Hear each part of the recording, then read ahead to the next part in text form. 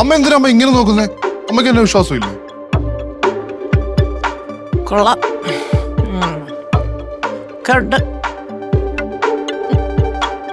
എടാ ഞാനിപ്പോ ആരെ വിശ്വസിക്കും ആരെ വിശ്വസിക്കാതിരിക്കും നിങ്ങൾ തന്നെ പറ.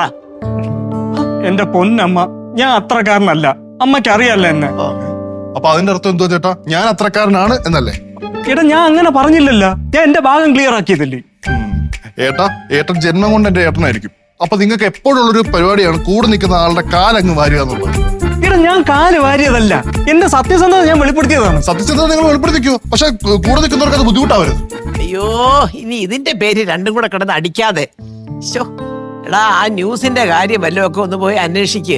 അത് എത്ര വേഗം കണ്ടുപിടിച്ചില്ലെങ്കിൽ സോഷ്യൽ മീഡിയയിൽ അറിയാമല്ലോ, ഒരു മാസം ഇനി ഇതായിരിക്കും ആഘോഷം. ഉള്ള കാര്യം ഞാൻ പറഞ്ഞേക്കാം. എന്റെ പൊന്നമ്മ, നമ്മളിപ്പോ ഇത്ര കാര്യമാക്കേണ്ട കാര്യമില്ല. ഇപ്പൊ തന്നെ നോക്ക്, ആരെ കുറിച്ച് എന്ത് അപവാദവും പറയാന്നുള്ള അവസ്ഥയിലാണ് നിൽക്കുന്നത്. അപ്പൊ നമ്മൾ ഇതങ്ങ് വിട്ട് കളയണം, അല്ലാതെ ഇത് പിടിച്ചോണ്ടിരുന്നു കഴിഞ്ഞാൽ തലവേദന കേസാണ്. അതൊക്കെ എനിക്കറിയാം, പക്ഷെ നമ്മൾ ചെയ്യാനുള്ള കാര്യങ്ങൾ ചെയ്തിട്ട് വേണം നമ്മൾ ഇരിക്കാനായിട്ട്. മനസ്സിലായോ? അത് ചെയ്തില്ലെങ്കിലേ കുമാരി കറി പൊങ്കാല പറഞ്ഞില്ലെന്ന് വേണ്ട. ഓ ചായ അവിടെ വെച്ചു. ഓ എന്നാ നിങ്ങളെയല്ലേ ഞാൻ ഈ പറഞ്ഞ കാര്യങ്ങളൊക്കെ ഒന്ന് സ്പീഡപ്പ് ചെയ്യ് കേട്ടോ. ശരി. അയ്യോ ദൈവമേ, എന്തോ ഗ്രഹപ്പഴ. കൊച്ചമ്മ, പിള്ളേരെന്ത് വിഷമിച്ചു പോകുന്നത്? എന്ത് വിഷയം?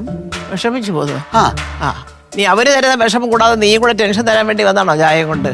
അല്ല, എന്താണ് പ്രശ്നമെന്ന് ഞാൻ ചോദിച്ചത്. എടാ ഒന്ന് മനസമാധാനമായിട്ട് ഇരിക്കാനുള്ള പ്രശ്നത്തിനെ കുറിച്ചായി പറയുന്നത്. ഒന്നും ഇല്ലാതെയൊന്നുമല്ല, എന്തോ പ്രശ്നമുണ്ട്. പക്ഷെ കൊച്ചമ്മ എന്റെ അടുത്ത് പറയുന്നില്ല. കുഴപ്പമില്ല, ഇന്നലെ നാളെ അത് തെളിയുമല്ലോ, അപ്പോഴും ഞാൻ അറിയും.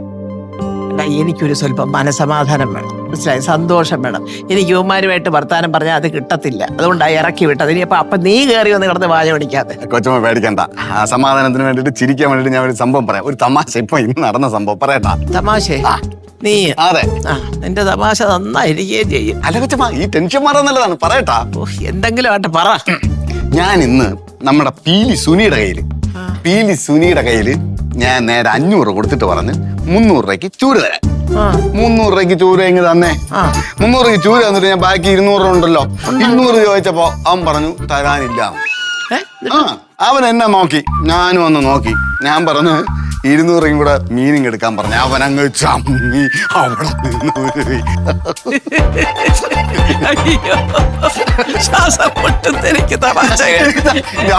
എനിക്ക് ചിരിയാതെ ഞാൻ അവൻ്റെ മുമ്പ്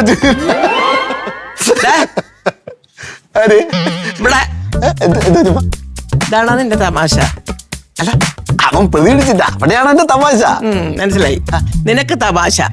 അവന് രൂപ കിട്ടി 200, എന്റെ 200 രൂപ വെള്ളത്തിലും പോയി. വെറുതെ പോയില്ല, അതിനും കൂടെ നമ്മൾ മീൻ വാങ്ങിച്ചല്ലോ. ആണോ? ആ മീൻ എവിടെ കൊണ്ട് വെക്കുമെന്നാ? ഫ്രിഡ്ജിൽ കൊണ്ടുവയ്ക്കും, എന്നിട്ട് നാളെ നമ്മളെടുത്ത് ഉപയോഗിക്കും. എടാ ഈ ഒരു മീൻ വെക്കാൻ വേണ്ടി ഫ്രിഡ്ജ് ഓൺ ചെയ്തിട്ടാ കറണ്ട് എത്ര ആവും? കറണ്ട് ബില്ലിന്റെ അവസ്ഥ ഇപ്പൊ നിനക്ക് അറിഞ്ഞുകൂടെ? ഓഹോ, എന്റെ പൊന്നു കൊച്ചമ്മ, എല്ലാം കൂടെ ഒരുമിച്ച് നടക്കൂല. കോമഡിയും വേണം, മീനും വേണം, കറണ്ട് ചാർജും വേണം. ഞാൻ നടക്കൂല. ഏതെങ്കിലും ഒന്നേ നടക്കുള്ളൂ. ഏത് കോമഡി? അല്ല, ഞാൻ അടുക്കളയിൽ ജോലിയുണ്ട്. അപ്പോ അടുക്കള അത് ഞാൻ മറന്നേ പോയി. എന്നാ അങ്ങ് നിൽക്കും. എന്ത് ചെയ്യാനെന്ന് പറയാനായിട്ട് ഓരോരോ വട്ട് ജന്മങ്ങൾ കൂടെ കൂടി 200 രൂപ കളഞ്ഞു വെച്ച് തമാശ പറയട്ടെ കൊച്ചമ്മ.